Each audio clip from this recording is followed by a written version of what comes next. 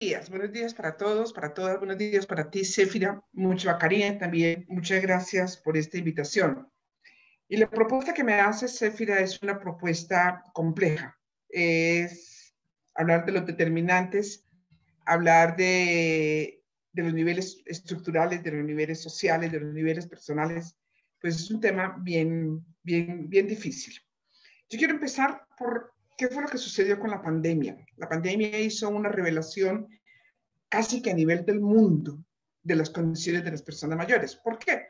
Porque las personas mayores comenzaron a ser las personas que estaban pagando el precio más alto de la pandemia, que es el precio de sus vidas, en donde el 50% de los muertos los han puesto las personas mayores en el mundo entero.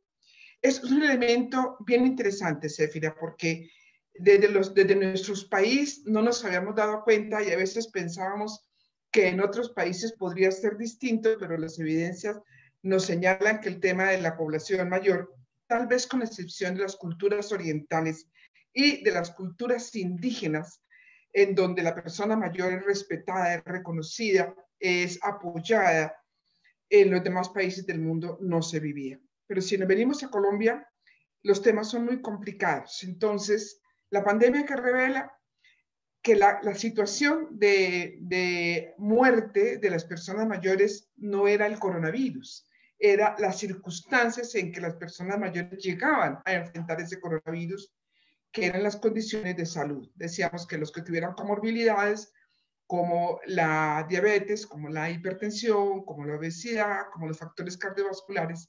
Pero cuando comenzamos a darnos cuenta, la población mayor estaba profundamente abandonada desde ese punto de vista. Y eso es lo que hace que hayamos llegado a esta situación. Entonces, en torno a esto y en las cosas que se revelan, aparece una cosa maravillosa que se llama la Convención Interamericana sobre los Derechos Humanos de las Personas Mayores, que fue aprobada en el año 2015 por la OEA y de la cual, después de una presión muy fuerte con algunas organizaciones y el Consejo de Sabios apoyados por la CEPAL, conseguimos que este año, a la altura del mes de junio, fuera convertida en ley, que fue sancionada por el presidente el 29 de septiembre y que en este momento está en proceso de ser reconocida por la Corte Constitucional y comenzará a ser ley de la República. Dentro de esos derechos, digo yo que es como una cosa realmente maravillosa, porque son 27 derechos que hablan de todas las condiciones de la persona mayor. Y uno de los derechos que es, digamos, no nuevo, pero sí importante, es el derecho a la participación. Y digo que no es nuevo porque en Colombia tenemos una ley de la participación. Pero como ustedes bien saben, cuando las leyes no tienen un decreto reglamentario, es muy difícil que entren en acción. Eso no va a pasar con la ley de la convención, porque la ley convención, por ser internacional, no necesita un decreto, tiene pretensión constitucional. Y uno de los derechos que recalca y refuerza es justamente el derecho de la participación. Desde la experiencia que nosotros tenemos en el Consejo de Sabios, hemos visto la importancia de la participación. Tendremos que llegar a ser realmente incidentes. Veamos entonces desde el punto de vista estos derechos frente a los determinantes estructurales que tú me has señalado. Un dice, por ejemplo, que tenemos derecho a la autonomía, pero la pregunta que nos hacemos las personas mayores es cómo hablar de autonomía si no tenemos una suficiencia económica, si no tenemos los factores económicos que nos permitan realmente ser autónomos, porque una de las causas mayores de dependencia es o el que dependemos de una familia o que dependemos de un subsidio. Hay unas dependencias muy fuertes. ¿Por qué? Porque solamente el 30% de las personas mayores tienen pensión. Y de ese 30%, que en Colombia equivaldrían más o menos a 3 millones y pico de los 7 millones de personas que somos en Colombia. Entonces, de ese 30% decía, más o menos el 50% tiene una pensión de salario mínimo. Y nosotros sabemos perfectamente para qué alcanza un salario mínimo. Mucho más en una persona mayor que seguramente tiene que atender sus problemas de medicina, sus problemas de médico, sus problemas de traslados y evidentemente su diario vivir. Entonces, nos preguntamos el otro 70% de qué está viviendo. Yo no sé si ustedes en Chía tengan alguna estadística de la población, cuántos son la población mayor de 60 años en Chía y cuántos de esa población mayor tienen pensión y cuántos de los que no tienen pensión o los que no tienen pensión de qué están viviendo. Entonces, ese determinante estructural es definitivo, es la plataforma de todos los demás derechos. Porque dentro de los derechos reconocidos también está el derecho a la salud, por ejemplo. Y Colombia se precia de tener una gran cobertura de salud, pero es que no es lo mismo cobertura que atención. Es cierto, tenemos un 90% de cobertura, pero la atención en todas partes, en Bogotá, es una atención deficitaria. No hay suficientes médicos geriatras, no hay suficientes especialistas, especialmente en la salud pública, no hay suficientes especialistas, y los que tienen una EPS o dependen de una EPS, pues si tienen con qué pagarla, la pueden tener, y si no, siempre van a estar dependiendo de los sistemas de salud pública. Y repito, en los sistemas de salud pública en cuanto a atención está mucho todavía por trabajar y por forjar. Otro determinante estructural podría ser también el acceso a la vivienda. O sea, hoy en día, si una persona mayor no tiene vivienda, yo diría que no tiene ninguna posibilidad de conseguirla. Primero, porque con los pocos ingresos que tiene, le es muy difícil que le den un crédito para la adquisición de vivienda. Entonces, el derecho a la vivienda se convierte en una alegoría nada más, porque si no tienen con qué pagar un crédito, no van a tener vivienda. Y no hay programas. Los programas de vivienda social tienen un cierto factor que dicen, si hay una persona mayor en la familia que está pidiendo o que va a recibir la vivienda social, esa persona suma puntos, pero no le dan a la persona mayor la titularidad de las casas de vivienda social, porque eso no está contemplado en la ley. Entonces, si tomamos tres factores estructurales definitivos, que son el tema de los ingresos, que solamente el 30% tienen pensión, el tema de la vivienda, a la cual es prácticamente imposible recurrir, y el tema de la salud, por no abrirnos a los demás derechos, entonces veríamos cómo la fragilidad y evidentemente las personas mayores se vuelven sujetos y objetos de vulnerabilidades muy graves y muy importantes en su vida. Eso en cuanto a los determinantes estructurales. Miremoslos en cuanto a los determinantes sociales. Yo no voy a extenderme mucho en los determinantes sociales, pero sí me voy a quedar en algo que son evidentes. La sociedad tiene invisibilizada a la persona mayor. Y yo diría la sociedad en toda su extensión, no solamente a nivel, por ejemplo, ustedes saben que salió la ley 1051 de empleo para el adulto mayor, no para la persona mayor. ¿Dónde es la diferencia? Céfira la conoce, yo no sé si tú, Karina, la conoces. Nosotros, las personas mayores de 60 años, no somos adultos mayores, porque la adultez llega hasta los 59 años.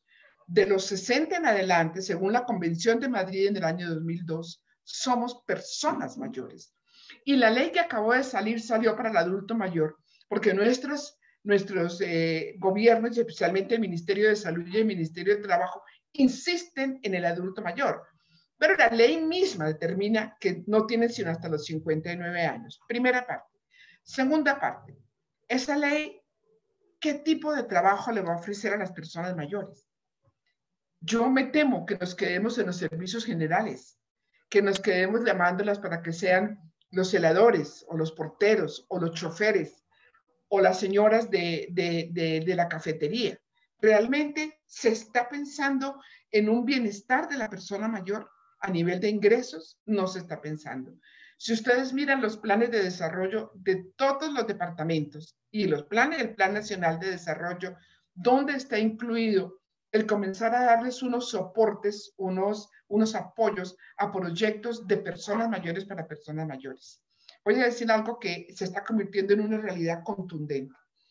Obviamente todos sabemos que el mundo está envejeciendo, que Colombia envejece a unos pasos agigantados, es uno de los países de Latinoamérica que envejece más rápidamente. Entonces, la situación va a ser quién va a volver a pagar la pensión de los próximos viejos. Entre los 60 y los 75 años está llegando una gran población que está formada, que son profesionales. Si ustedes van a ver las organizaciones o las asociaciones de egresados de las universidades, esas asociaciones pueden estar sumando en Bogotá pueden estar sumando más de 5 millones de personas. Perdónenme, no, más de 50,000 personas, más de 50,000 personas que son profesionales, que algunos de ellos tienen maestrías, otros tienen doctorados y son mayores de 60 años. Y es digamos, un activo que se está desperdiciando notablemente en este momento. Pero la situación, los niños, estamos en un promedio de nacimiento, la tasa de natalidad bajó dramáticamente. En Bogotá está por debajo de 1, es gravísimo. Entonces, ¿quiénes van a ser los grandes dinamizadores de la economía? Pues hay que volver a mirar esta etapa entre los 60 y los 75 años de gente muy valiosa, muy formada y todavía en excelentes condiciones de salud que entraran a organizar y a dinamizar esa economía. Y ellos mismos se convirtieran en los grandes asesores de proyectos de personas mayores. De tal manera que este grupo del 70% que está sin pensión pudiera empezar a garantizar unos ingresos básicos mínimos que pueden ascender a 1,5 millones, 2 millones de pesos, como lo hemos demostrado en algunos proyectos. Céfira conoce el proyecto del Verjón Bajo en Chapinero, que fue una verdadera maravilla. Entonces, dentro de esos determinantes sociales, ese desconocimiento, esa invisibilidad, esa negación de la existencia de las dificultades de la persona mayor se vuelven graves. Y voy a parar ahí en los determinantes sociales y en los determinantes estructurales para justificar la razón de la participación. Lo que sí es evidente, y lo hemos vivido en algunas ciudades como Medellín, Cali, Bogotá, con quienes trabajamos en conjunto, es que la única forma de se logren los respetos de los derechos de las personas mayores es a través de la incidencia. Y la única forma de incidir es organizándonos. Entonces, cuando se tiene una organización social de personas mayores, comienza por ser una organización social, que encuentran una razón para agruparse, para aglutinarse, para identificarse, pero tiene que pasar a ser una organización política. Y no política porque tenga concejales o diputados, no, eso no, sino porque tiene una incidencia, tiene una fuerza que hace que sus derechos comiencen a ser respetados. Aquí ya quiero poner el ejemplo de que eso es posible en el Consejo de Sabios. El Consejo de Sabios, Karina, está conformado, primero está ordenado por un acuerdo que es tal vez lo más importante, que es una norma la que nos creó. Fue una presión muy fuerte que ejercimos en el año 2015 en el Consejo de Bogotá y logramos que se aprobara el acuerdo 608 que creó los consejos. Entonces, en Bogotá, que somos 20 localidades, somos 1.100.000 personas, en cada localidad hay un consejo de sabios elegido por el voto popular, por la población mayor de cada localidad. Estos consejeros que son elegidos, eso tiene una norma, cuántos consejeros debe formar cada consejo. Una vez que estos consejos se integran, nombran un delegado que va a conformar el consejo distrital. Entonces tú en el consejo distrital encuentras 20 consejeros principales, 20 suplentes, todos trabajamos, los 40 consejeros trabajamos y representamos a toda la ciudad. Hemos comenzado a hacer incidencia por lo que el acuerdo nos da, porque es que el acuerdo dice que la administración distrital y las administraciones locales consultarán, exactamente ese es el tiempo verbal que utiliza, consultarán con el Consejo de Sabios del distrito y los locales todos los proyectos que se desarrollen en torno a la política pública social de envejecimiento y vejez. Obviamente, Karina, cuando en el año 2016 este acuerdo se hace público, pues, tú no te imaginas lo que esto fue, porque los alcaldes y los funcionarios públicos creían que estábamos intentando cogobernar. No, estábamos intentando hacer incidencia para el respeto de los derechos humanos y comenzamos a hacer control social y a vigilar todos los proyectos. Hemos logrado muchas cosas. Hoy en día se está terminando la reestructuración de la política, de la ruta de atención integral de la persona mayor. Es una de las exigencias, porque así lo hablamos, de las exigencias que le presentamos a la doctora Claudia López, con el tema le presentamos todos los temas de salud, la exigencia de tener geriatras en los hospitales públicos, en educación, de comenzar a hacer una investigación para hablar de la pedagogía de la persona mayor, porque es que las personas mayores no aprendemos igual que los jóvenes. Porque cuando tú llegas joven a la escuela o a la universidad, todavía tus niveles de conocimiento están llegando, está alimentándose. Pero cuando tú eres viejo, ya tienes un cúmulo de conocimiento y de experiencia que nos hace aprender de una manera diferente. Somos copartícipes del aprendizaje. Entonces lo estamos exigiendo también en ese sentido.